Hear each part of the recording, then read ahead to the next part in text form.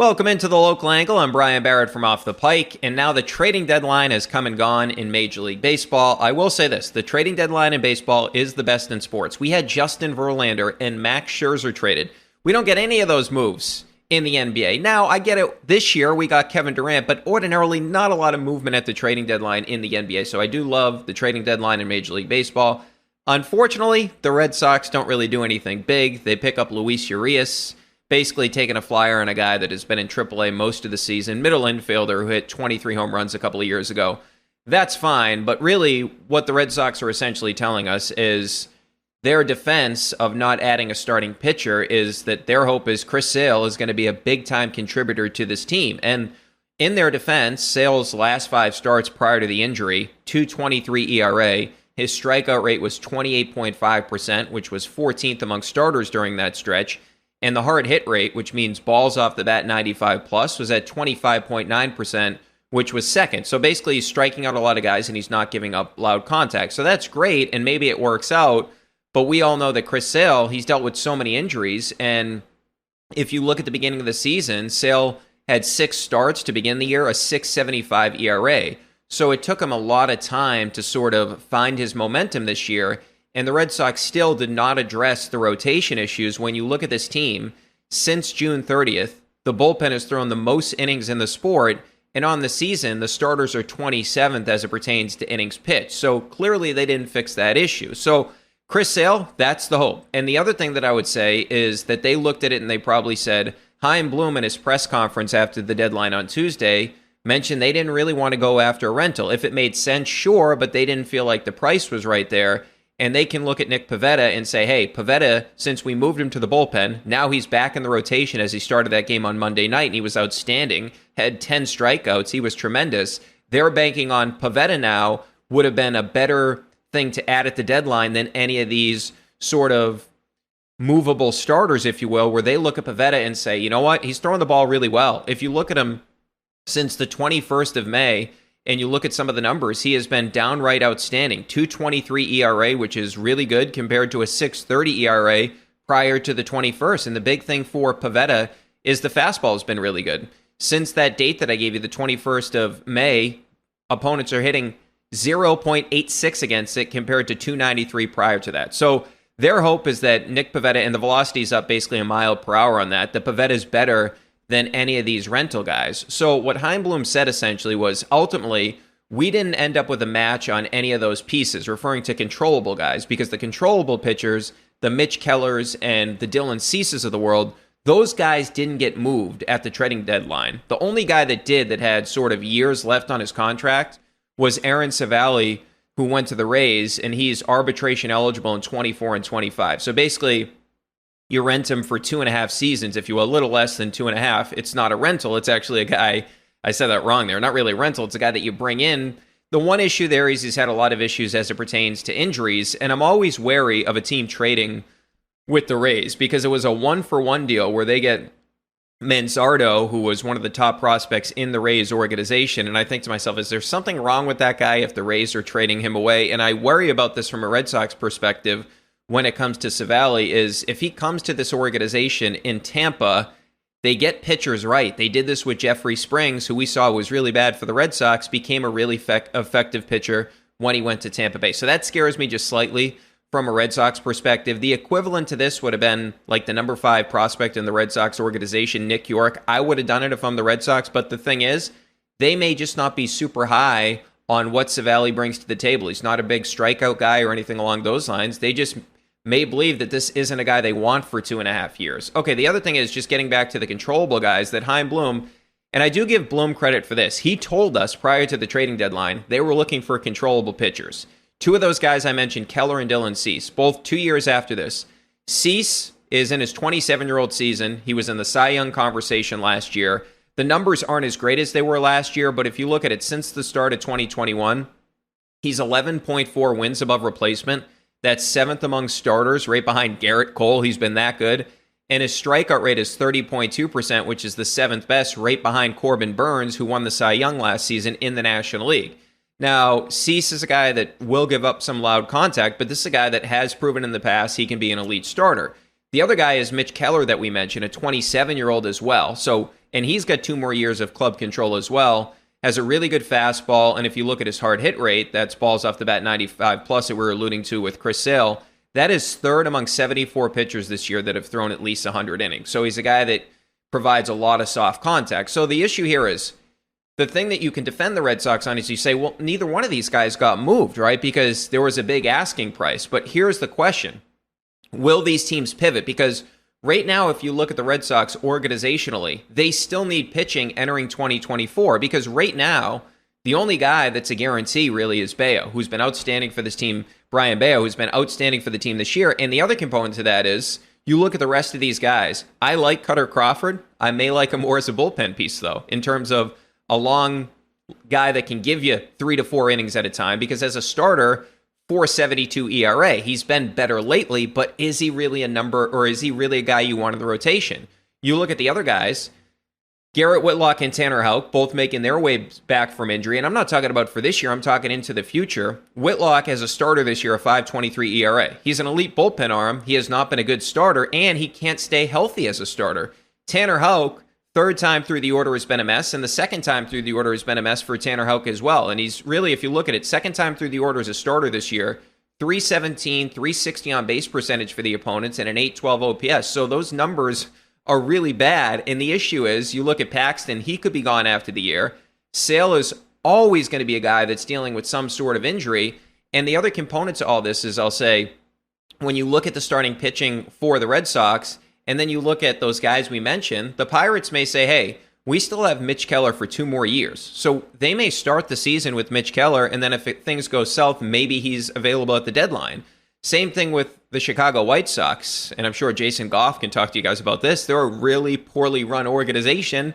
They may roll it back with Dylan Cease. So both these guys may not be available at the trading deadline next season. So that issue that you had in terms of the starting pitching, you're still going to have to address it next season. Now, I'm not surprised they didn't add a rental. I didn't think they'd add a rental, but I would have loved them to add a cost control guy. Problem is, the price was too high for the Red Sox, apparently. Now, the other thing is, Alex Verdugo was not moved. Now, Verdugo had a great start to the season, but in July, he hit just 151.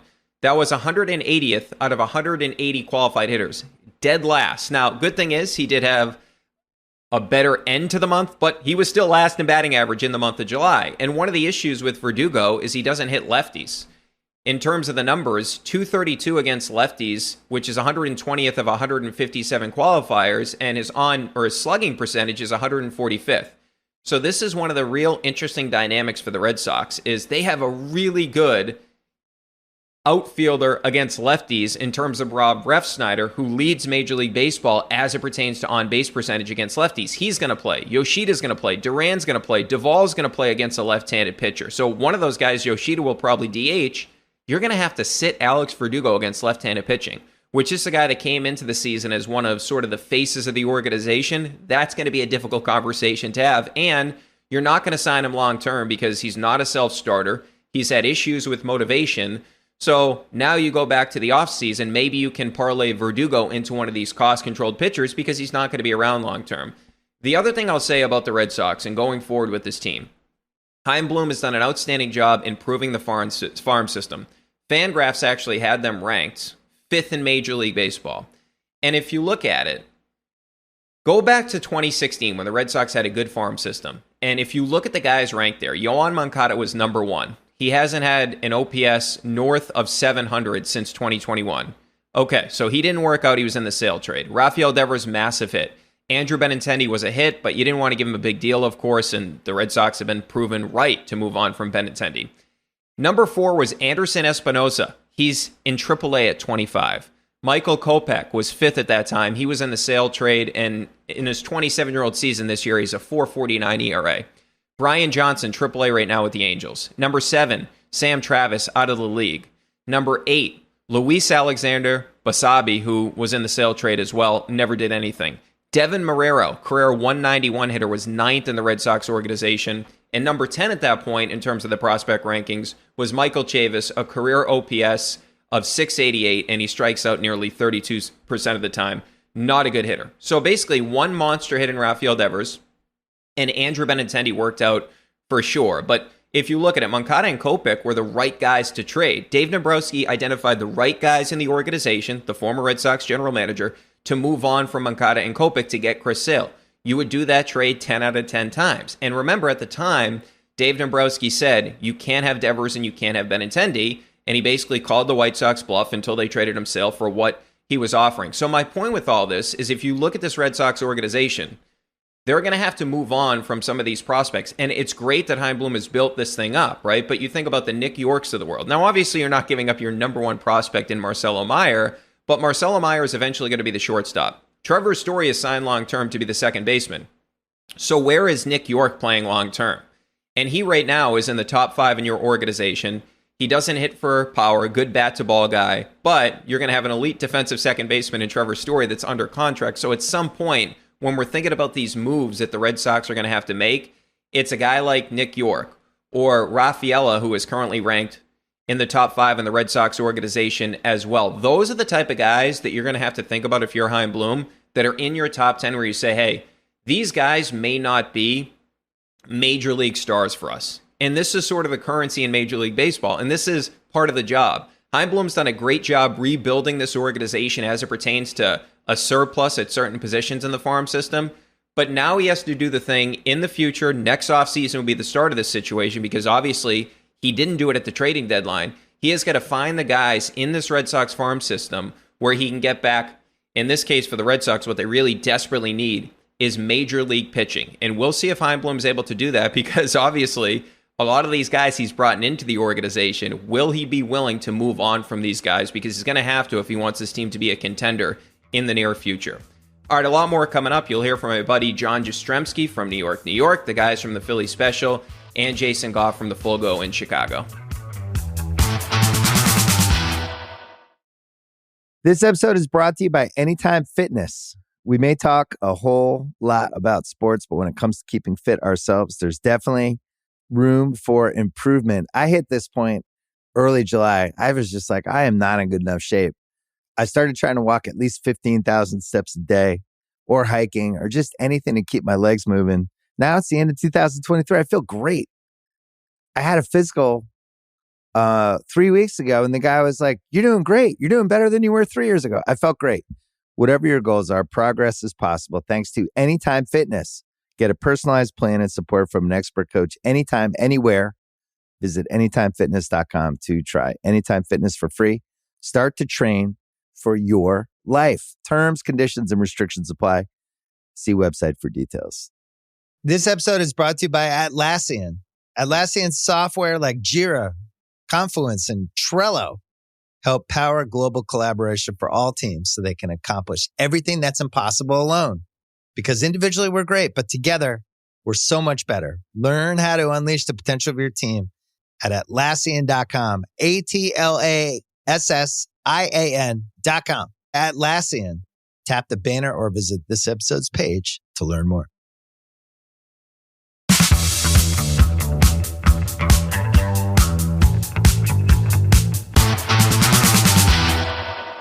Welcome to the Ringers Philly Special. Sheil Kapadia here, joined by Ben Solak and ace producer Cliff Augustin. Ben, I'm fresh off my first training camp practice of 2023. It feels good. Yeah, and envious I am of you are the beautiful NovaCare complex. A nice day in Philadelphia. It's good stuff. I've got Detroit coming up, which like Detroit's a fine facility, but nothing on the NovaCare complex.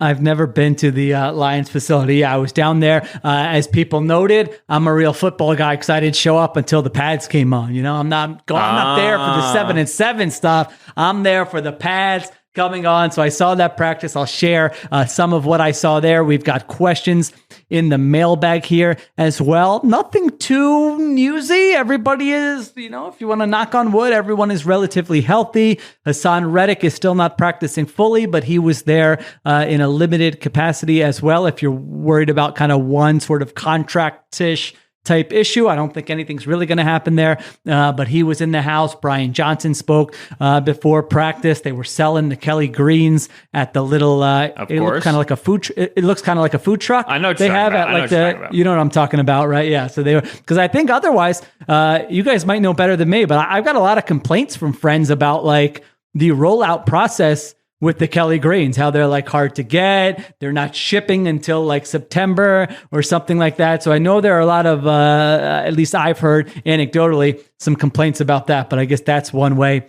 you can get to it. All right. Let's start with some questions, and then I'll kind of weave in my observations from today's practice. And then at the end, if I forgot anything, we can talk about it then. All right. Subashish asks, what Jalen Hurts did last year was amazing. I love his game, but I'm a bit snake bitten. I have seen an MVP runner-up become jobless in this city not too long ago. This is writing, bro. He dropped snake bitten. It could be too, but this is not a Sixers pod. It is just one great year from Jalen Hurts. Please convince me why the story will be different this time. So obviously he's talking about Carson Wentz, and I think it's actually, I've heard this from a sprinkling of Eagles fans who, I'll run stuff by. I'm like, hey, are you mad at me for putting Justin Herbert above Jalen Hurts? And many of them say yes, but some of them say, no, I think that's reasonable. Hurts has only done it for 1 year. We don't know what he's going to look like this year. You need a bigger body of work. So Subash's question, I think, has been echoed from some Eagles fans. What's your take there, Ben? Why is this not Carson Wentz 2.0? I think that Jalen Hurts is a dramatically different individual, and I think being a dramatically different individual matters a lot. It was funny. I was actually listening back to a show I did when the Eagles were first in trade discussions for Wentz. Like, they're going to send him to the Bears, to the Colts, what was going to happen. So I was just going back and going through some old stuff. And one of the things that I said on that show that I kind of had forgotten about in the whole Wentz debacle was how, from January to August, he wasn't getting better. This was a guy who was kind of showing up every single year at camp as he was, with the same issues, with the same mechanical problems, same footwork problems. He wasn't he was always unhealthy, right? He was always dealing with injuries, and some of that's out of his control. But in general, it was at times a frustrating experience because it felt like Wentz wasn't doing the stuff in the offseason he needed to get better. And that also had to do with his connection with his teammates, how he was viewed in the building. You could not possibly have a greater difference between him and Jalen Hurts in this way, right? If I have to see the "I didn't walk through fire just to smell the smoke" quote one more time, I'm gonna lose it. But this is who Jalen is, right? It's a great quote. It's a bar, Sheil. It's such a good quote. With that said, it's driving me nuts how much I've seen it. Yeah, the long and the short of it is that you trust Jalen Hurts, the individual, to do what is necessary to stay at the top of his game, to stay ahead of the game, more than you trusted Carson Wentz to do that. With that said, it's a legitimate thing, right? If quarterback play was predictive and talent was sticky and players were about as good as they were supposed to be, you and I would not have jobs because it would not be an interesting thing to talk about or analyze, right? And so, absolutely, if last year's performance predicted next year's performance, it'd be great. But you and I both know that's not the case. And so it is a Philadelphian sports fear that you have to live with in the back of your mind. Yeah, I think you nailed it with the ability to improve. And I remember early on when we were potting, I didn't know you agreed with me on this, but you did, that oftentimes in football analysis, we overrate an individual's ability to improve. But we know there are exceptions. And I think Jalen Hurts is absolutely the exception here. And I think that's the biggest difference between him and Carson Wentz. Carson Wentz's flaws were the same from day one until the day he was out of the league. And we can all name what all those are. He couldn't hit the layups. He was reckless with the football. He fumbled a lot. And we can probably go, the mechanics, we can go on and on. Jalen Hurts has been the opposite. Jalen Hurts every year, it's like the old, basketball player thing. They add something to their game every offseason. And you can say that and it's one thing and you can kind of roll your eyes and then you watch him and you go, wait, this was a guy who completed 66.5% of his passes last year. He was fourth in completion percentage over expectation. He was seventh in adjusted completion percentage. Wow, this was a pretty accurate quarterback last year, especially compared to what we saw the year before in 2021. And that's just kind of the start of it. And so you expect him to recognize the flaws in his game. Nick Sirianni has called him the most coachable player he's ever coached. You remember in 2021, Hurts made a mistake, comes to the sideline, and Sirianni is getting on him. Coaches don't have to worry about hurt feelings with Jalen Hurts. They did have to worry about that with Carson Wentz. So this isn't me telling you he's going to be like a top 3 MVP caliber type quarterback for the next 10 years, but I do think the makeup is so different with him, where he's accountable. You mentioned connecting with teammates. That's absolutely something. Work ethic, leading by example, and leading vocally. All those things he has in his bag that Carson Wentz did not have in his bag. So I think it's a fair question. He was only great for one season, but I still would be shocked if this ended up being anything remotely close to a Carson Wentz scenario where 5 years from now we go, man, Hurts had that one great season, but it kind of fell apart after that. I just don't see that happening. Some notes from Hurts at practice today. The play of the day was probably he hit A.J. Brown on, I want to say, a 50 or 60-yard touchdown. It looked like a post to me. It might not have been a post. It looked like a post to me. A.J. Brown was singled up against James Bradbury. The coverage was good, and he just dropped it in the bucket. And Jalen Hurts' deep passing accuracy has been outstanding going back to last year. And that's something, he's as good at that as really, I think, anyone in the NFL. So that was one play that stood out. He had a nice back shoulder to A.J. Brown on the left side. He had a play where he was flushed out of the pocket, rolling to his left, hit Devontae Smith with a little toe tap on the sideline where I think they marked it out of bounds, but still a fantastic play. So Jalen Hurts looked great to me today. I mean, you're not going to judge Jalen Hurts by training camp practices. When you saw him go toe-to-toe with Patrick Mahomes in the Super Bowl, you kind of, you can judge him off that. But if you're just wondering, is he sharp here coming off of last season? For the one practice I was at today, the answer is absolutely yes, he was sharp. All right. Is this year going to be the last hurrah for the vets that propelled the team to victory in 2017? I can't imagine Fletcher Cox, Jason Kelce, Lane Johnson, and Brandon Graham all being back in 2024. So those 4 players, Ben, Lane Johnson, Jason Kelce, Brandon Graham, Fletcher Cox, give me the order of most likely to least likely be playing on this team in 2024. Most likely, Lane Johnson. Next most likely, Brandon Graham. Third most likely, Jason Kelce. Big cavern. Fourth most likely, Fletcher Cox.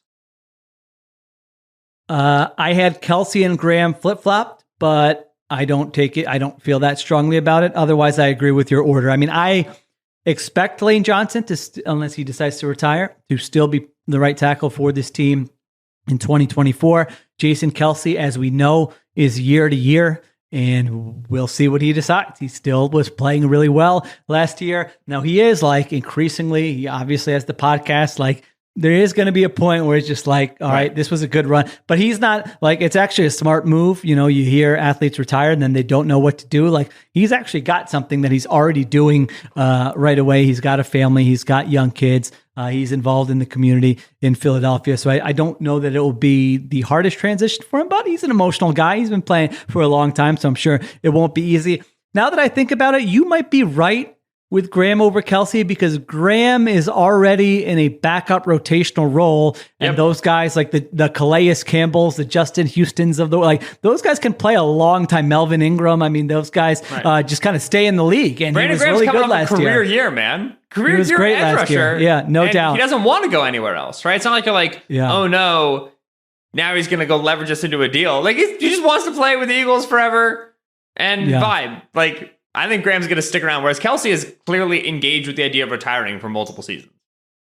Good point. All right, you sold me. Let's go. The consensus Philly special ranking would be Lane Johnson, Brandon Graham, Jason Kelce, Fletcher Cox, which, by the way, we didn't think Fletcher Cox was going to be back this year, so I'm not telling you he's 100% not going to be back. Howie Roseman, there's a sentimentality. Also, defensive tackles that you sign in free agency get some really weird big-time contracts that you don't expect, so it's not the easiest replacement would be, hey, Jalen Carter, Jordan Davis, and Milton Williams. But that's assuming that those guys develop and one of them gives you some pass rush this year, which is not a given. You just lost Javon Hargrave last offseason. So I would agree with you. I think he's one where I would say it's more likely that he's gone after this year than not, but you can't really rule anything out.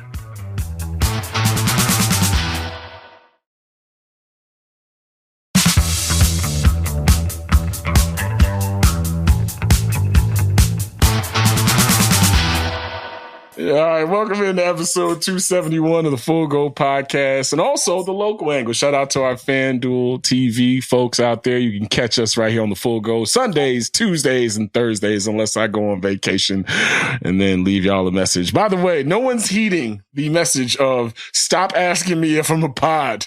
Okay, so people wait, boy, people love getting in line for some free shit, don't they? They just say, hey man, I don't know if you know, but you didn't work yesterday. I told you I wasn't going to work.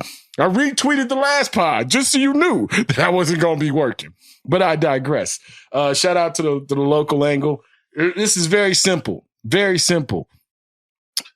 For Cubs fans out there, they played their way back into Jed Hoyer's heart. They go out there and get Jamie Candelario. They go out there and get another reliever. They look at Marcus Stroman and be like, hey, to stop bullshitting now. This is now 2 weeks where you haven't been yourself. And all of a sudden this team's been winning around you. You know, we wanted to trade you for something.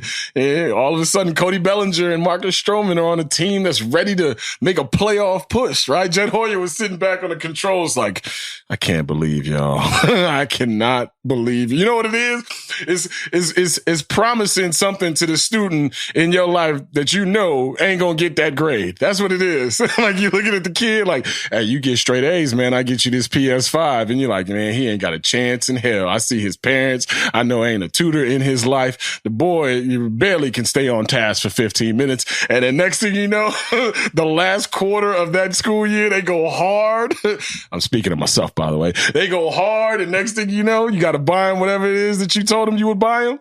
That's what happened with the Cubs clubhouse. They looked at the calendar. It was like, hey, guys, if we go really hard, we can get a PS5. That PS5 came in the name of Jamie Candelario, who's going to be at first base. You can throw Cody back in the center field situation. You can get some more power from your corner infield positions, which, let's face it, I don't care how much baseball changes with launch angle, velocity, exit velocity, VORP, all these special things, right? The Pythagorean theorems that you got to throw out there just to figure out who the hell is good.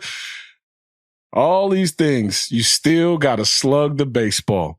And especially in postseason chases, good pitching to beat you, but one or two swings will put you over the top. And adding Candelario and looking Seiya Suzuki in the face like, hey, stop being so hard on yourself and hit the goddamn ball over the fence. Looking at Ian Happ like, yo, power surge needs to happen now.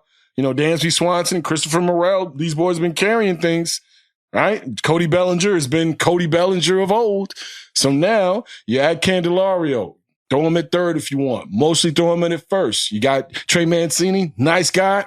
Get him up out of here, right? Every time I turned on a Cubs game of note, Trey Mancini was like booting the ball or doing something, and you're like, I really like him. But it's time for move on from that, especially if you're going to try to chase down these Reds or get to that second wild card slot.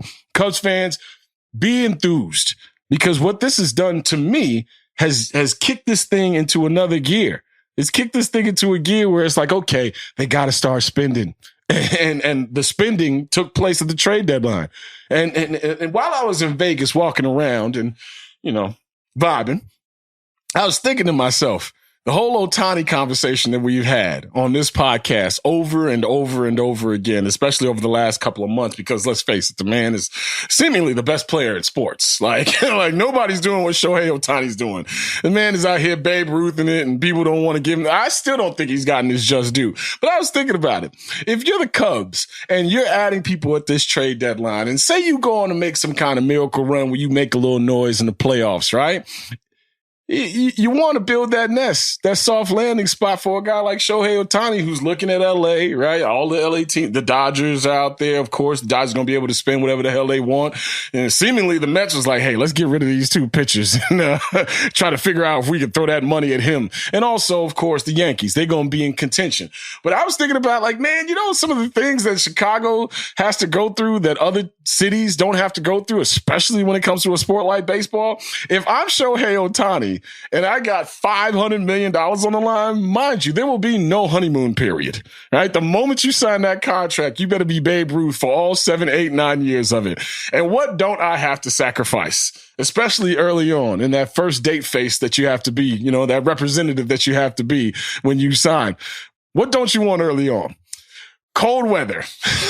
right? Like, you don't want the first 25 games. Oh, he'll heat up in the back. You know, when the weather heats up, his bat will heat up. And you're like, if you're the agent, like, you got a $500 million check. Nobody wants to hear that shit at all. I was walking around Vegas thinking like, yeah, this is what I was doing, by the way, in Vegas, with all the things that were around me, the entire world in the epicenter of sports, pretty much. I'm walking around thinking, man, will it be too cold for Shohei Ohtani since Jed Hoyer is kicking the tires on a go win it now kind of vibe?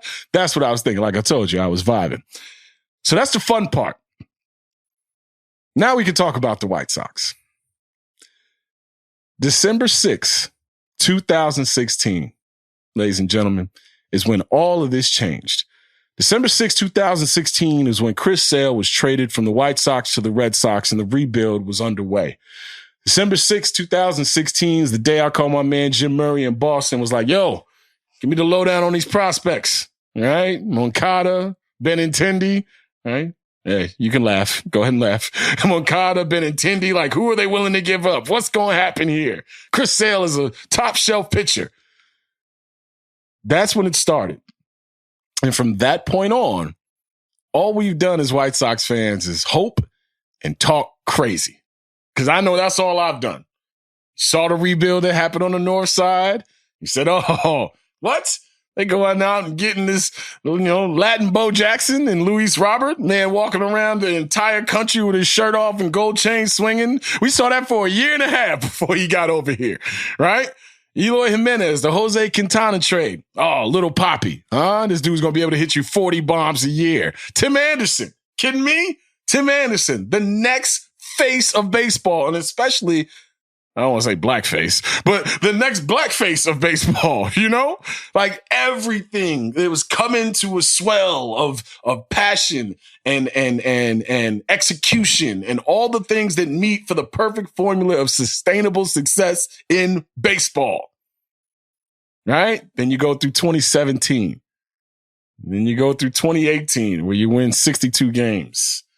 Right? 2019 was another downer, but 2020, COVID season, truncated season, MVP. We ready to roll now. Jose Abreu plays the best 60 games of any American leaguer in a season that everyone has forgotten by now.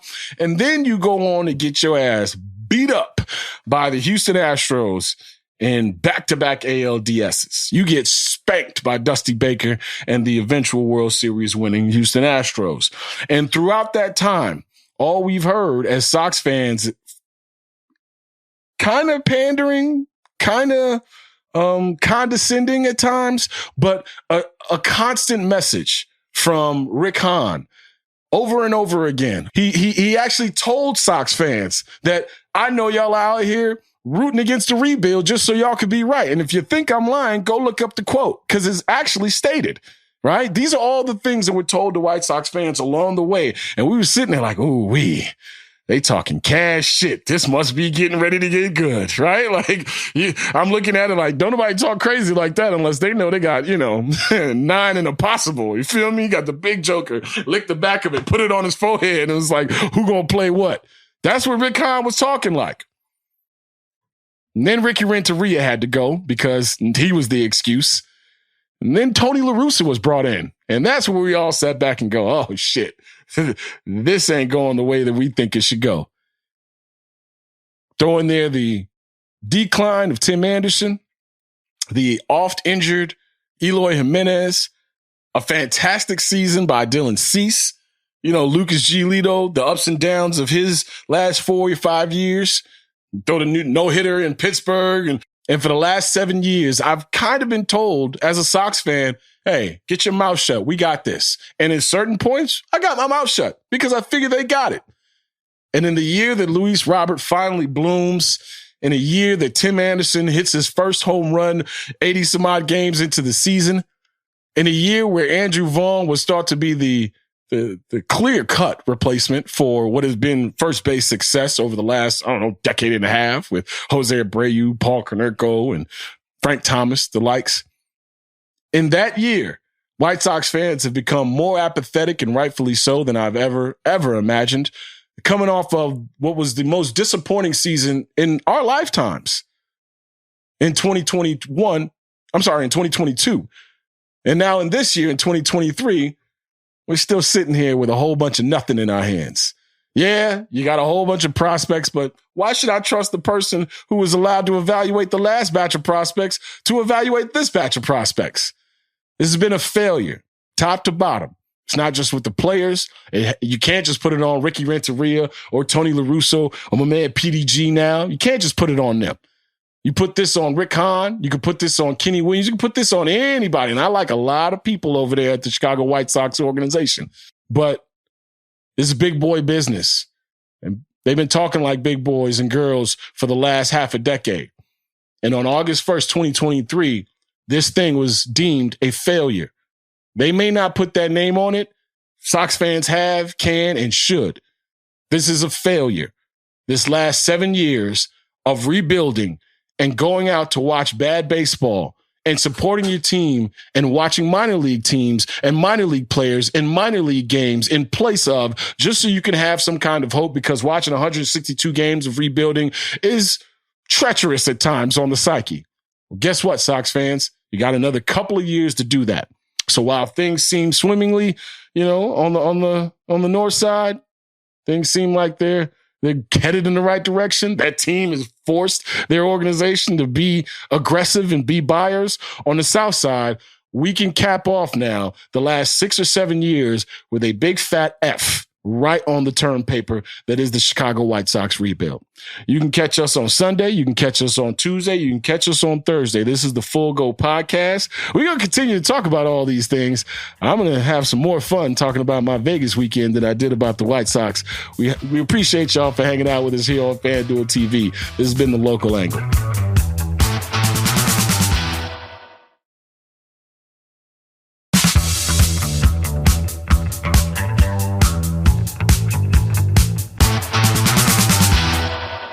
Welcome back to the Local Angle right here on FanDuel TV. I'm John Jastremski, the host of the beleaguered New York podcast on The Ringer. And I'm not beleaguered. New York City is not beleaguered. But guess what? Our baseball teams stink. They are dreadful. And as we went through the August 1st trade deadline, it is now official. You will look back on the 2023 New York Mets as officially the worst team that money can buy. There's no other way to slice it. There's no other way to dice it. There's no beating around the bush. The 2023 New York Mets will go down historically as the worst team money can buy. The Mets went and spent money like drunken sailors in the offseason. Monster extensions, bringing in Kodai Senga, replacing Jacob deGrom with a first ballot future Hall of Famer in Justin Verlander. You spend north of $350 million, and yet here we are at the August 1st trade deadline, and the New York Mets, they sell. And not only do they sell, ladies and gentlemen, boys and girls, throughout the last couple of weeks, Met general manager Billy Epler kind of hinted at the fact that it wasn't going to be a quote-unquote fire sale in Metland. Oh, it's not going to be a fire sale. You don't have to worry about that. Well, I'm calling their bluff on that one. I'm calling BS on that one.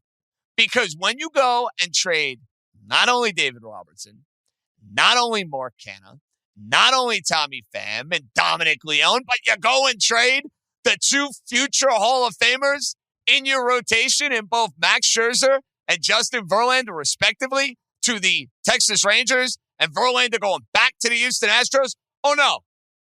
It's a fire sale in 2023. And look, I had no problem with the Mets trading off guys who were on the last year of their contracts. Made perfect sense. Team's going nowhere this season. I had no problem with the Mets deciding to go and trade Max Scherzer.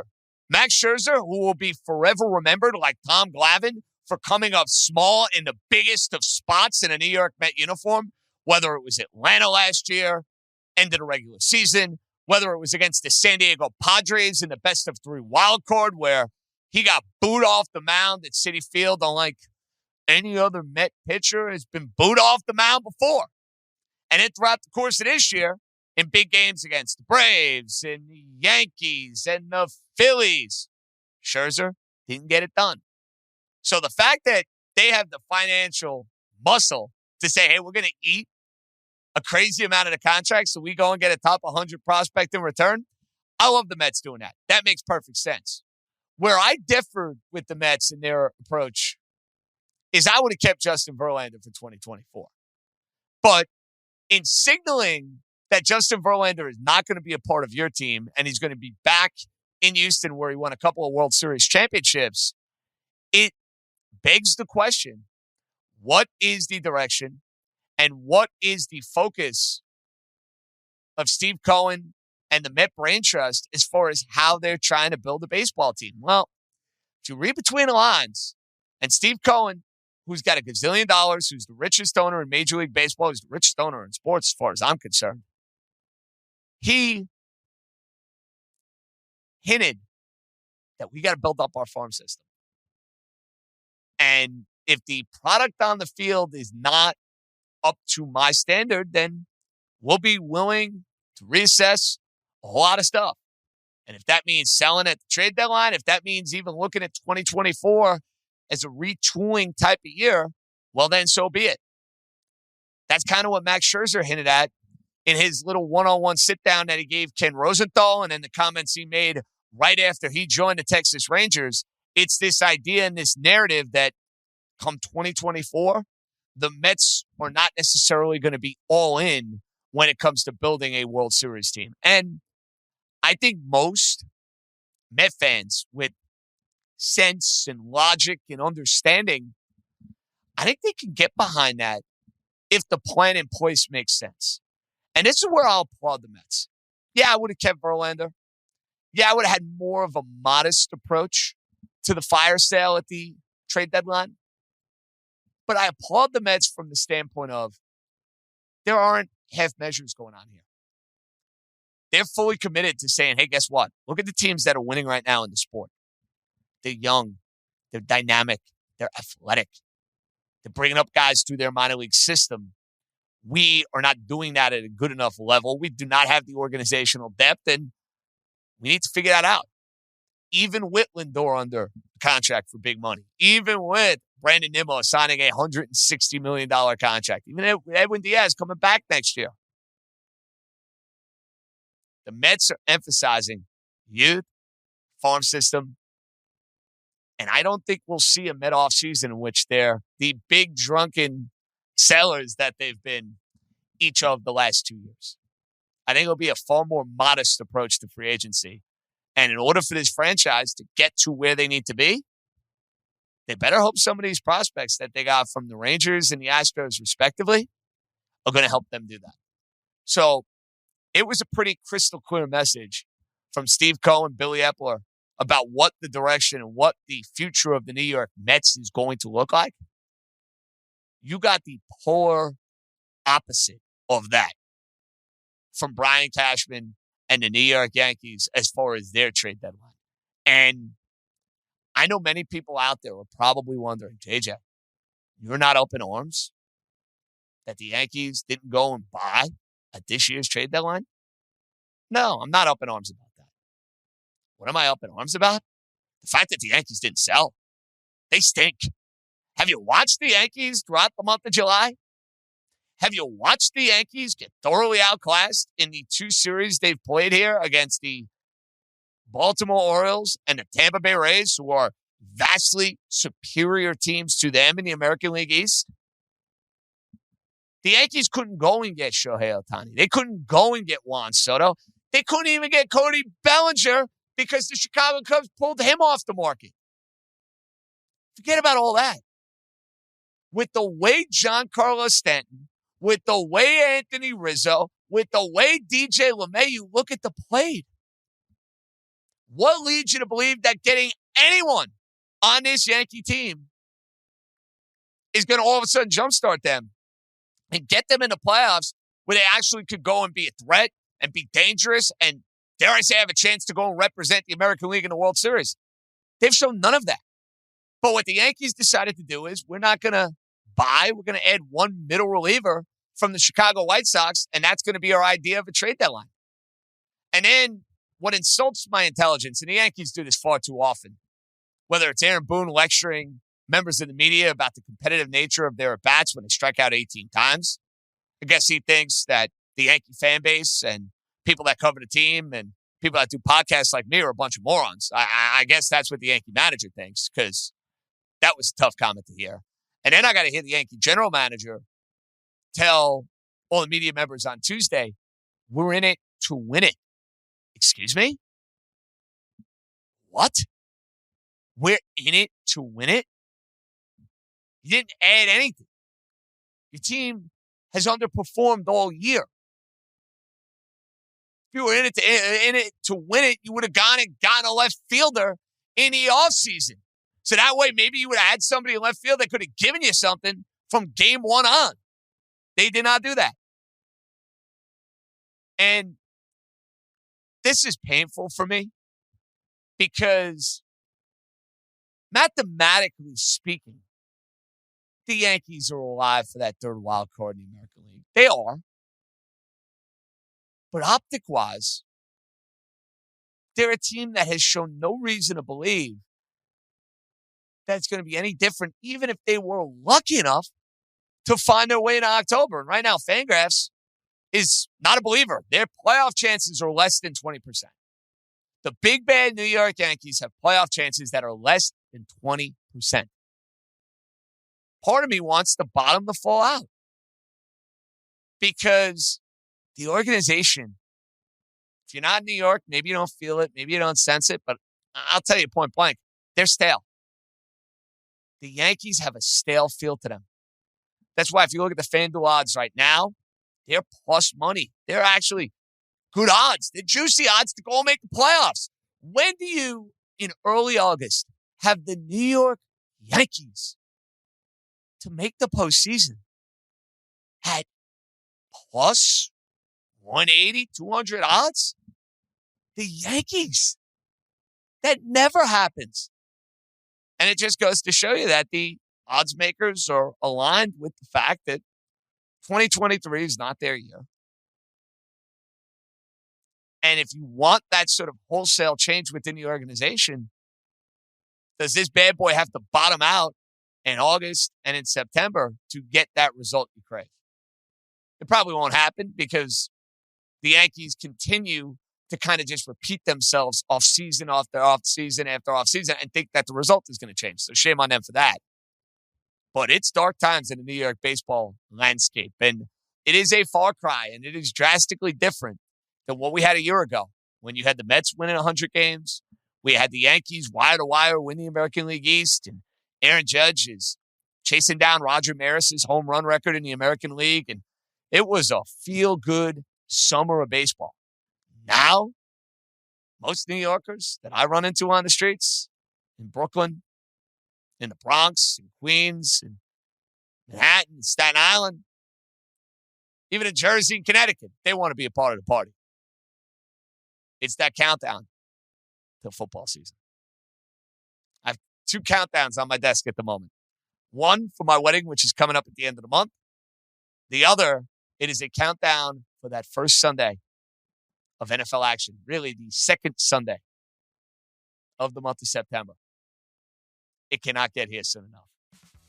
New York, of course, a part of the local angle here on FanDuel TV. But yours truly, JJ John Jastremski. Hopefully I have something that puts me in a better mood to talk about next week. We're coming right back.